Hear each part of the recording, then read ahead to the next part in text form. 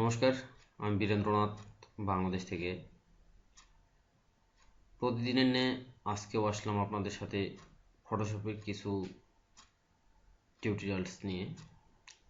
তো প্রথমে আপনার ফটোশপটি ওপেন করুন, এরপর Ctrl+N দিয়ে নতুন একটি ফাইল নিন। নতুন ফাইলে এখানে আপনার ইচ্ছা মতো আপনি ওয়েট হাইট দিতে পারবেন। এখানে আমি দিলাম 1000x1000 পিক্সেল দিয়ে 300 রেজুলেশন দিয়ে RGB। তবে প্রিন্টের ক্ষেত্রে আপনারা RGB না দিয়ে CMYK কালার দিবেন, ঠিক আছে? যদি কোনো ফাইল প্রিন্ট করেন সেক্ষেত্রে। তাহলে আমি এখানে হোয়াইট দিলাম, ওকে বললাম। এখন দেখা যাক যে এডিট মেনুর আমরা কিছু কাজ শিখছি। এই এডিট মেনুর বাকি অংশগুলো দেখি। যে দেখুন, এরপর আছে কাট, কপি মার্কড।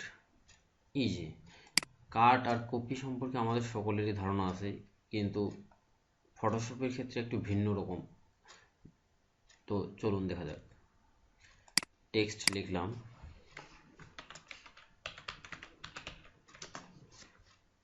টেক্সট লিখে এখন এটাকে যদি আমি কপি করতে যাই সেক্ষেত্রে এখানে এটা কপি এভাবে হবে না। দেখুন, এখানে কাট কপি অংশগুলো এখনো উজ্জ্বল, কিন্তু কি করতে হবে আমাদের, যে এখানে গিয়ে আমরা যদি সিলেক্ট করি Ctrl+A, অথবা যদি আমি এভাবে ড্র্যাগ করে নিই সেটাও হয়। এখন দেখুন যে এখানে কাট কপি অংশ আসছে। তো কাট কপির শর্টকাট আমরা সকলেই জানি, যে Ctrl+X দিয়ে কাট আর Ctrl+C দিয়ে কপি। তাহলে এখন যদি আমি বলি যে Ctrl+C দিলাম দিয়ে এখন আমি সাইডে যদি এখানে আবার এখানে Ctrl+V দিই, দেখুন যে পেস্ট হচ্ছে, ঠিক আছে? তো এভাবে আমরা কপির কাজ করলাম। এখন যদি আমি বলি যে না, আমি এটাকে কাট করব, তো কাট করে এখানে আমি কি করব, এই Ctrl+X চাপে কাট করব। কাট করে এটাকে আমি যেখানে ইচ্ছা সেখানে আমি পেস্ট করতে পারি। দেখুন যে আমি এখানে পেস্ট করব, তো Ctrl+V পেস্ট করলাম, ঠিক আছে? তো এরপরেই দেখুন যে এরপরে আছে কি, কপি মার্কড আমরা তখনই ব্যবহার করব যে যখন আমরা বিভিন্ন ধরনের শেপ ব্যবহার করব। তো শেপ, চলুন একটা শেপ নিলাম। তো কপি মার্কড দেখুন এখন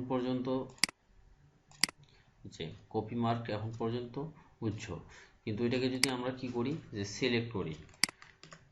সিলেক্ট করার পর যদি আমি এখানে এই যে কপি মার্কড, এখন যদি বলি যে কপি মার্ক করলাম, মার্ক করে এটাকে আমি এখানে রাখি, আবার কি করব, যে Ctrl+D দিয়ে ডিসিলেক্ট করলাম, ডিসিলেক্ট করে এটাকে আমি মার্ক করতে পারি, ঠিক আছে?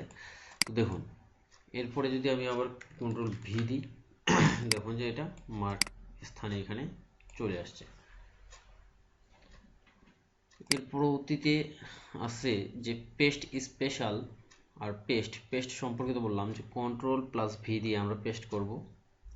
আর পেস্ট স্পেশাল বলতে এখানে আসলে পেস্ট ইন প্লেস, আমরা যদি কোনো নির্দিষ্ট স্থানে বসাইতে চাই সেক্ষেত্রে আমরা পেস্ট ইন প্লেস করব। আর পেস্ট ইনফরমেশন জানতে বা পেস্ট ইন্ট্রো করব, এগুলো অ্যাডভান্স লেভেলের কাজ। তো এইটুকুই আজকে দেখাইলাম। ধন্যবাদ। Please subscribe my channel to see more video. Thank you.